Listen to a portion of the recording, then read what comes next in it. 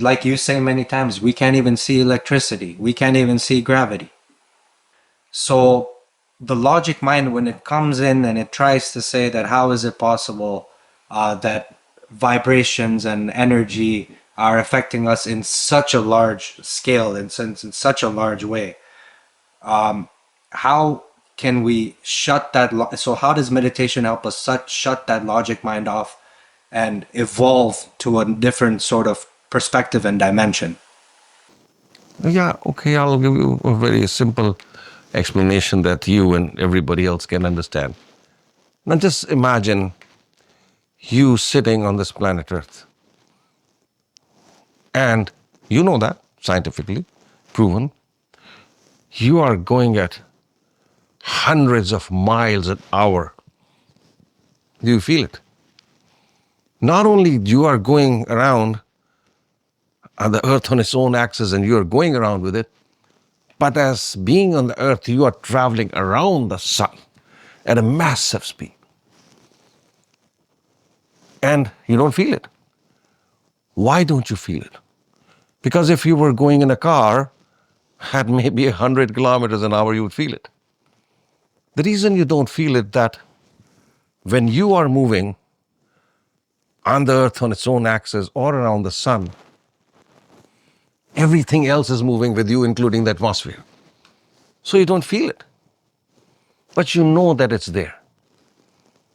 But similarly, what other energies are working upon us are just the same. You cannot sense them with your external five senses because we have learned to live only by experiencing this world only through external five senses. But you cannot experience everything with your external five senses. Now somebody will ask, how do we know we have five inner senses? Now, I ask you a question, Ali. While sleeping, have you had seen any dreams?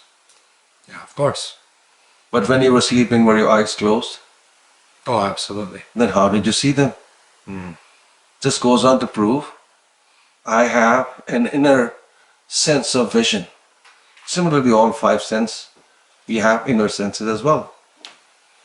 So once we start doing the sadhanas, meditations, and start strengthening our inner five senses, then our perception becomes more subtle and we can sense energies and different powers that lie all around us. Yeah, it makes a lot of sense when you put it like that. Yeah. Yeah, and there's so much. It just leads us to just realize there's so much we don't understand or fully know and it's funny because most of the questions we try to look outside for the answers, but you're telling us it's all within. Yeah. And you rightly said, like, say, the beauty about learning more is that, say, I've been learning for over more than 40 years. And I've come to a point where, in spite of learning so much, Yeah. there's so many times I feel I know nothing. Because what I know still is just a fraction of the infinite wisdom of this universe.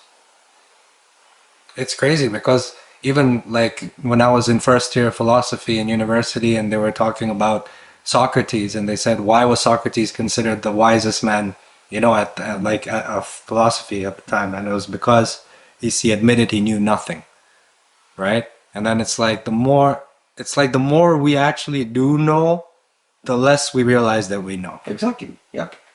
It's crazy how that works.